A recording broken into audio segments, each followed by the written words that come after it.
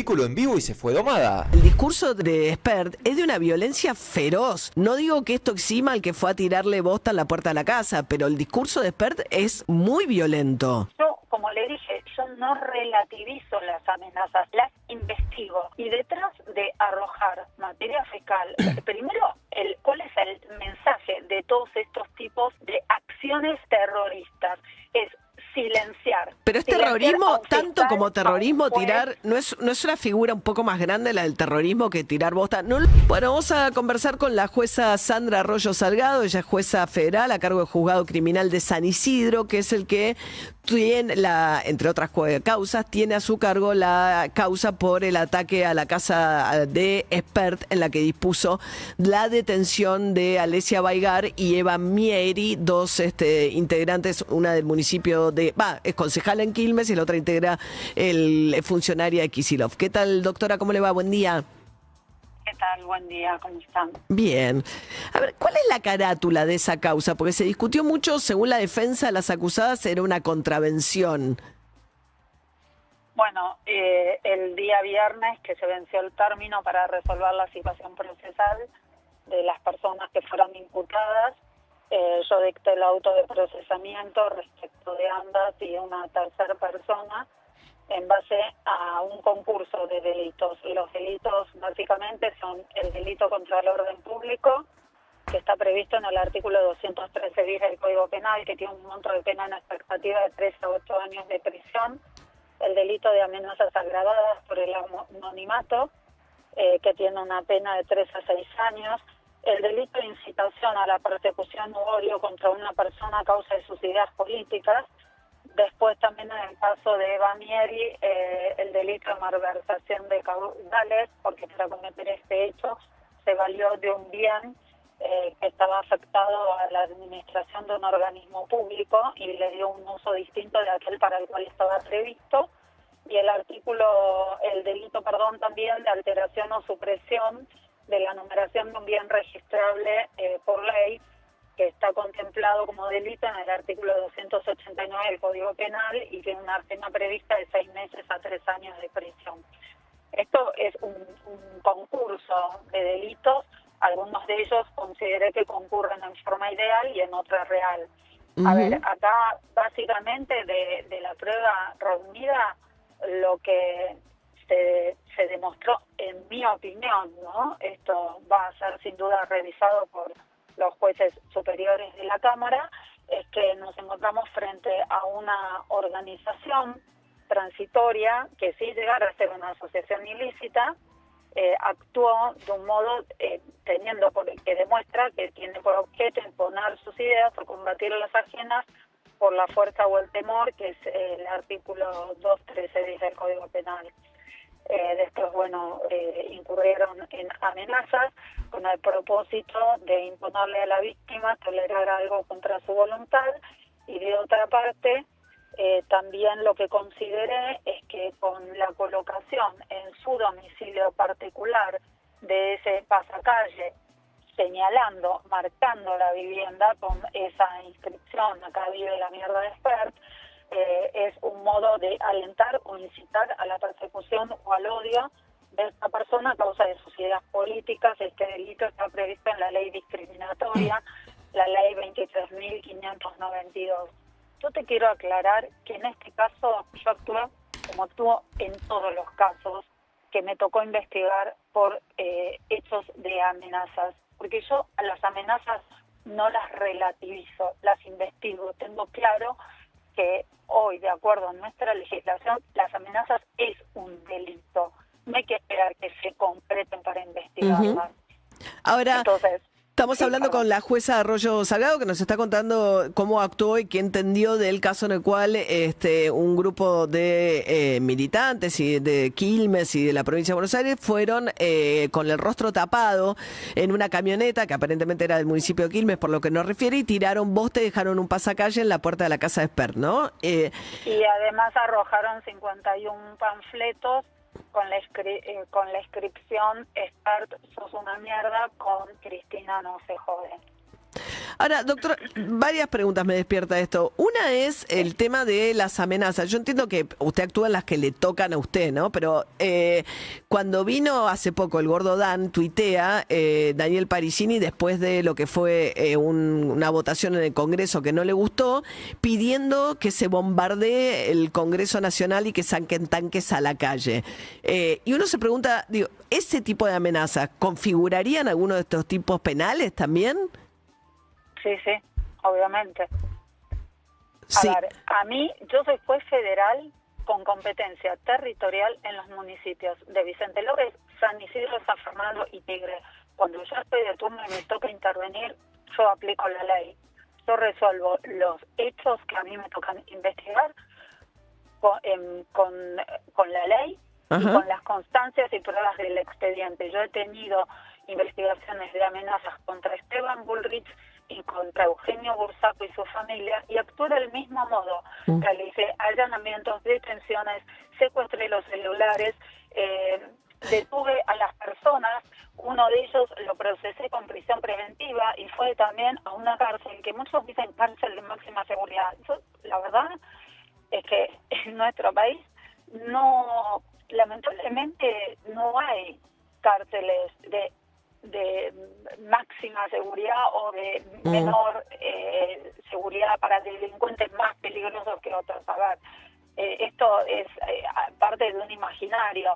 Es más, el penal al que estas dos funcionarias del Estado fueron trasladadas es una unidad que en su momento era usada para las detenidas mayores de edad, las embarazadas y madres con hijos. Es 6, así. Luego de la reforma, el arresto, sí, la vieja unidad 31. Yo personalmente la conozco porque fui durante muchos años defensor oficial de juicio criminales, y la verdad que tengo infinidad de visitas a ese penal y sé las condiciones. Sí. Ahora, que bueno, la ley es igual para todos y nosotros acá yo no tengo ningún tipo de persecución, no estoy parada políticamente. Yo en mis investigaciones me baso en la ley y en las pruebas, y además uso las herramientas procesales que la ley nos da para avanzar en las investigaciones. ahora, Y doctora, evaluar los hechos en el contexto en que se suceden, ¿no? claro, estamos hablando con la doctora Sandra Arroyo Salgado, que es la jueza a cargo del Juzgado Federal de San Isidro. Me parece que acá hay como dos discusiones, ¿no? Uno, usted dice, yo no me tomo livianamente ninguna amenaza y actuaría así independientemente de cuál fuese la víctima o el damnificado, que en este caso es Esper, ¿no?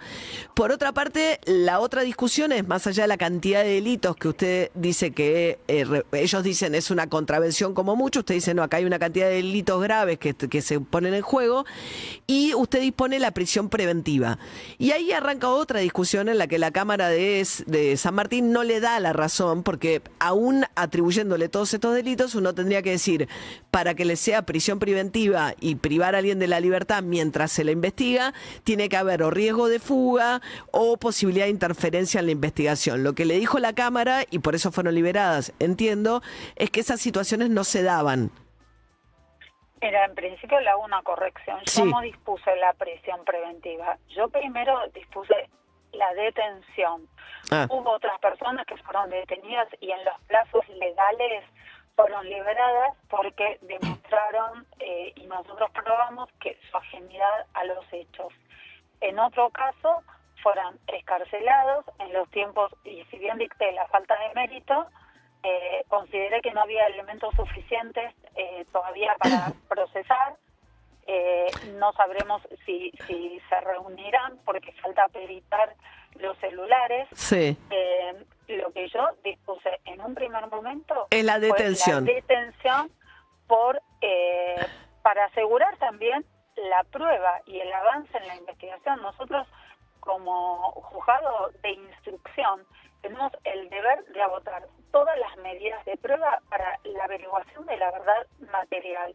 y en su caso la aplicación de Pero la usted ley suponía, porque la sustantiva. Cámara, eso, digamos, era bastante duro el fallo de la Cámara, diciendo que no se reunían esas condiciones como para mantener. Este caso era el de Abaigar, ¿no? La funcionaria del Ministerio de la Mujer de la provincia de Buenos Aires, que estuvo, creo que 2 semanas presa en Ezeiza, igual que la No, concejala. no estuvo 2 semanas en Ezeiza porque después tuvo arresto domiciliario. A ver,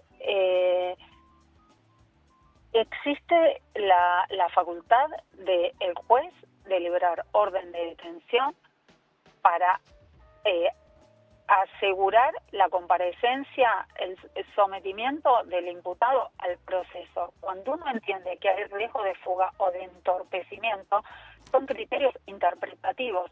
Que las personas hayan ido encapuchadas, con sus rostros ocultos, irrumpiendo en la noche en la tranquilidad de un barrio, que además lo hayan hecho con guantes, con 2 móviles,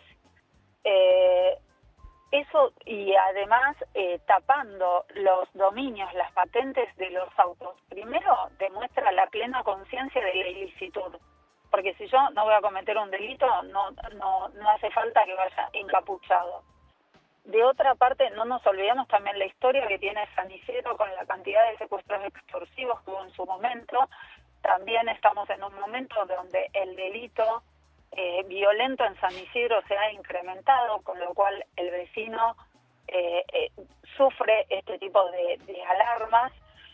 Entonces, tenemos esta clara muestra de la intención de evadir la acción de una fuerza de seguridad, de evadir la acción de la justicia, porque si yo siento que no estoy cometiendo una ilicitud, no hace falta que vaya en forma encapuchada, procurándome guantes para no dejar huellas, no ser descubierto, alterando las patentes de los autos también para evitar que lleguen a identificarlos.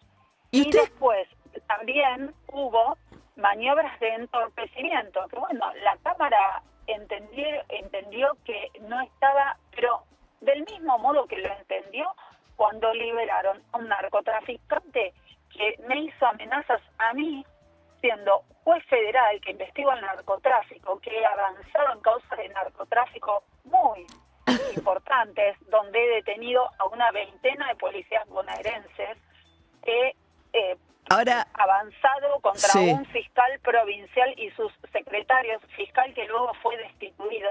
He viajado a México secuestrando más de 2 toneladas que habían salido del puerto de Buenos Aires con cocaína diluida en transformadores, y a mí yo fui víctima de amenazas con mis hijas después de que pasó lo que pasó con Alberto Nisman, y las amenazas eran que si yo no liberaba determinado narcotraficante, yo iba a terminar como Nisman y mis hijas como Candela. Afortunadamente, cuando yo denuncio el caso, un juez y un fiscal, colegas, avanzan, llegan a la persona autora de las amenazas, y cuando va en apelación a la Cámara de San Martín, revocan el auto de procesamiento con prisión preventiva porque dicen que no estaba fehacientemente acreditado que fuera el autor.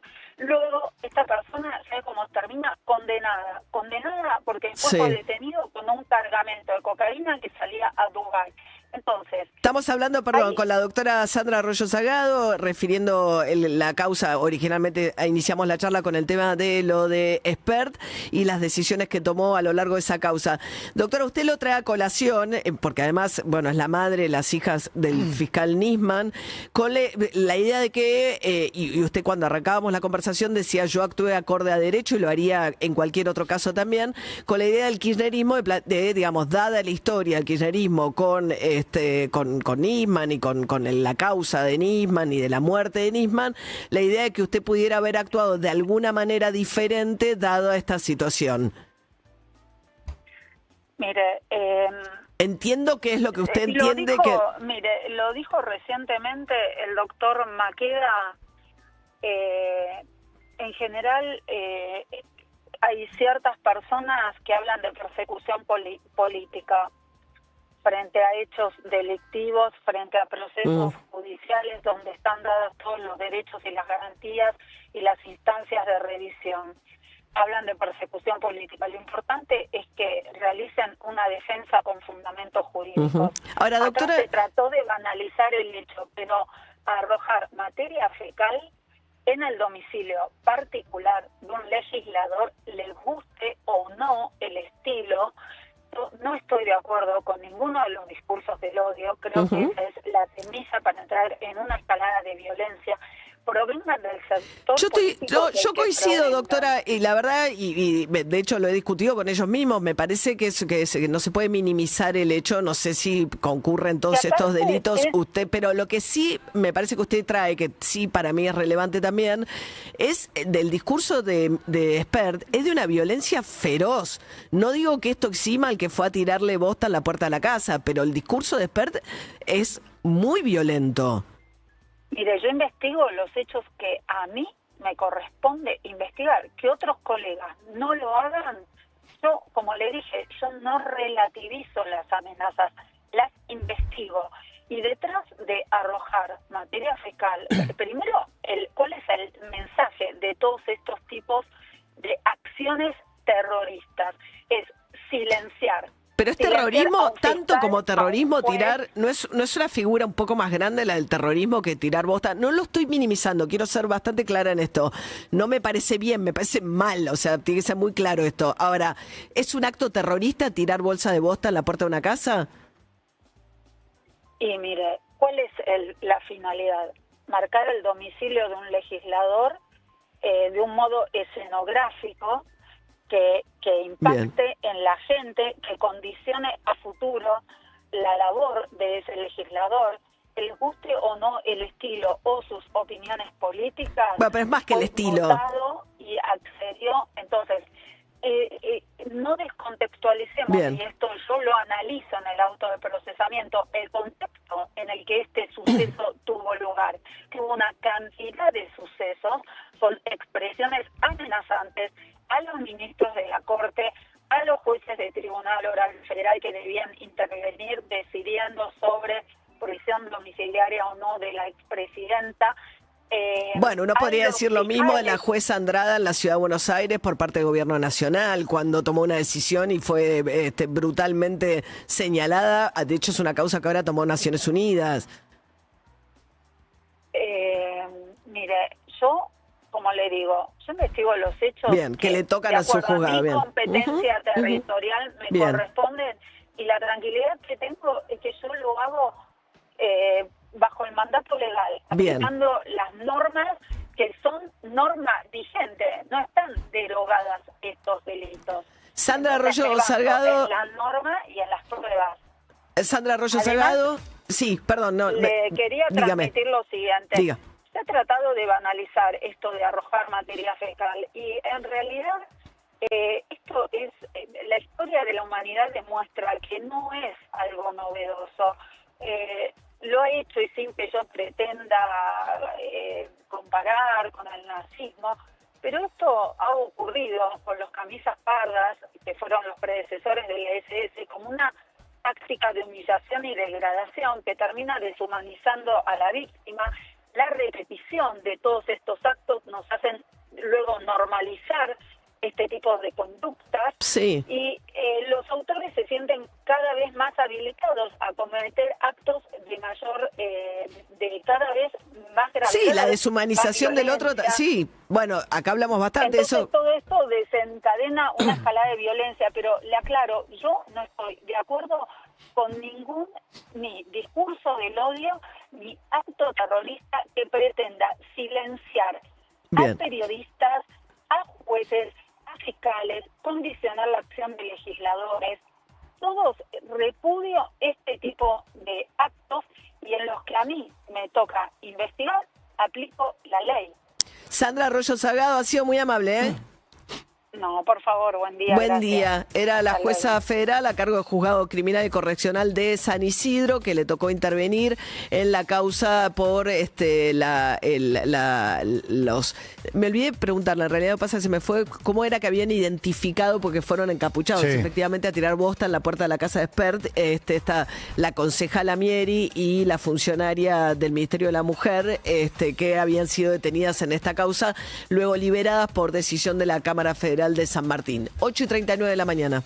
Plan Óvalo presenta la actualidad económica. Hola gente, ¿qué tal? ¿Qué tal? ¿Cómo andan? ¿Cómo andan? Bueno, en este video quiero hablar un poquito también de lo que son los conceptos que tenemos de economía los argentinos, ¿verdad? A mí me gusta mucho escuchar a Suchovicki, por ejemplo, a Di Stefano, a Juan Carlos de Pablo, bueno, a Castiñeira, hay muchísimos, que la verdad que me gusta mucho escucharlo porque transmiten algo que es muy complejo, que es macroeconomía, microeconomía, conceptos financieros, todo te lo bajan a tierra y te lo explican con un ejemplo espectacular. Así que me gusta mucho escucharlos, por eso por lo general también suelo traerles a ustedes este tipo de videos de economistas. Y en ese sentido lo que me interesa también es cómo en un país donde, por ejemplo, hay terremotos o tsunamis o problemas, no sé, con un volcán, lo que sea, la gente sabe de volcanes, ¿no? En ese país. La gente sabe de tsunamis, la gente sabe de lo que sea, de terremotos. ¿Por qué? Porque tenés que saber, decir, che, mira, hay un terremoto cada 4 años, más o menos tenés previsto qué haces en un terremoto, cuándo se está produciendo un terremoto, a qué tenés que estar alerta, qué es un movimiento normal o que ya empieza a ser un terremoto, etcétera, cosas porque no tengo ni idea de terremotos. Y en un país con la economía como la tenemos, es increíble que cualquier taxista, que te tomás un taxi, en la fila de una carnicería, en cualquier lugar, todos saben del dólar, todos saben el precio del dólar. A ver, obviamente hay conceptos más finos como el riesgo país, que la gente quizás no los tiene súper interiorizados, pero el precio del dólar lo sabemos todos. Si está 1100, 1200, 1300, lo sabemos todos. O sea, eso es impresionante. Eso me impresiona cómo nos han traumado tanto con algo que tendría que estar estabilizado porque, como dice Milei, el problema de la inflación es un problema monetario. Si no lo resolvés es porque no lo querés resolver, es porque te conviene que haya inflación. En un país donde nos han robado tanto en lo económico, ¿no? Claro. O sea, estamos todos traumados. Entonces todos nos quedamos traumadísimos. Generaciones y generaciones. Mi viejo, mis abuelos, todos saben el dólar. Y así todas las familias. Es impresionante. Entonces, nada, eso me impresiona. Y quería compartir esta reflexión con usted. Reflexión que se la he escuchado a Suchovicki y Juan Carlos de Pablo. Que me parece excelente, ¿no? En un país donde hay terremotos, la gente sabe de terremotos. Y en Argentina, ¿de qué sabemos? Del dólar, de la inflación, ¿no? Del consumo, ¿viste? Y ¿sabés de eso? ¿Por qué? Porque estamos quemados con eso, quemadísimos. Así que nada, gente, bueno, un saludo, nos vemos en el próximo video. Bueno, gracias por bancar el canal. Muchas gracias. Chao, chao.